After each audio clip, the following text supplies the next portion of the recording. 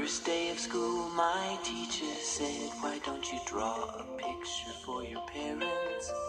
So I drew a picture of an alligator and I named him Terrence.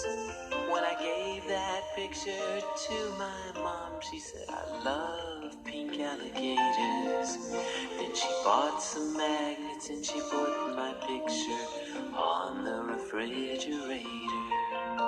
And she said she put it there so that everyone would see how much she liked my picture and how proud she is of me.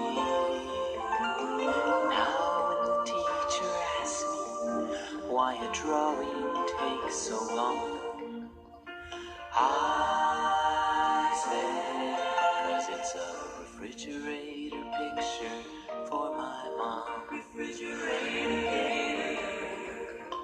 Refrigerator picture for my mom.